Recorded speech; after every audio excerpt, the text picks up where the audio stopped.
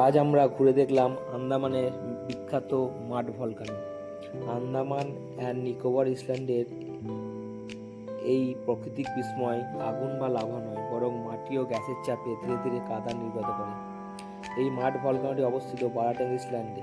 2003 সালের শক্তিশালী ভূমিকম্পের পর এখানে কাদা নির্গমন বেড়ে যায় এবং স্থানটি নতুন করে পরিচিত পায়। তবে এর সৃষ্টি বহু প্রাচীন ভূতাত্ত্বিক প্রক্রিয়ার ফল। বারাটাং জেটি থেকে প্রথমে বড় নৌকায়, যেটা সরকারের ব্যবস্থাপনায় করে রাখা হয়েছে, সেটি পেরিয়ে বোট পয়েন্টে পৌঁছতে হয়। তবে বারাটাঙে কীভাবে বোট প্লেয়ার থেকে আসবে সেটা একটা অন্য ভিডিওতে অন্যদিন বলব। এরপর সেই বোটে করে পৌঁছে প্রায় 1.5 থেকে 2 কিলোমিটার কাঁচা জঙ্গলের রাস্তা গাড়িতে যেতে হয়। তারপর অল্প হাঁটার পথ পেরোলেই মাড ভলকানোর মূল স্থানে পৌঁছানো যায়। চারিদিকে ঘন জঙ্গল আর শান্ত পরিবেশ, পুরো যাত্রাটাই এক রোমাঞ্চকর অভিজ্ঞতা। মাটির নিচে জমে থাকা মিথেন সহ প্রাকৃতিক গ্যাস উপরের দিকে উঠে আসে, কাদার সঙ্গে ছোট ছোট বুদবুদ তৈরি করে। এটি একটি সেডিমেন্টারি আগ্নেয়গিরি, যেখানে গ্যাসের চাপই প্রধান ভূমিকা পালন করে। প্রকৃতির এই অদ্ভুত অথচ অসাধারণ সৃষ্টি আমাদের মনে করিয়ে দেয় পৃথিবী সত্যিই রহস্যময়। এইখান থেকে আমরা মাড ভলকানো দেখলাম। তারপর আমরা চলে যাব এখানকার বিখ্যাত যে ফেমাস হোটেল আরিফ, সেখানে গিয়ে আমরা আজকে লাঞ্চ করব।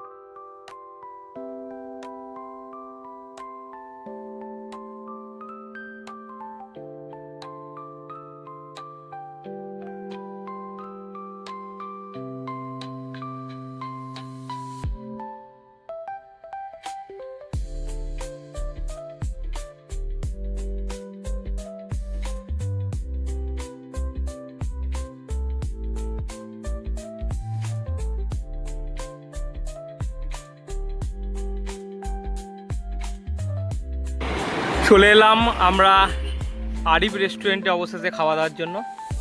ঠিক উল্টো দিকে অভিনন্দন, এখানে খুবই নাকি সুন্দর খাওয়া দাওয়া করাই, তাই দেখতে এলাম। চলুন দেখে নিই রেস্টুরেন্টে একটু বিষয়বস্তু। এই হোটেলের খাওয়া দাওয়া যেমন সুনাম, তেমন সত্যি খুব সুস্বাদু, রুচিময়। আমাদের খাওয়া দাওয়া শেষ হয়ে গেছে সব। তো এবার এখান থেকে আমরা রঙ্গতে ফিরে যাব।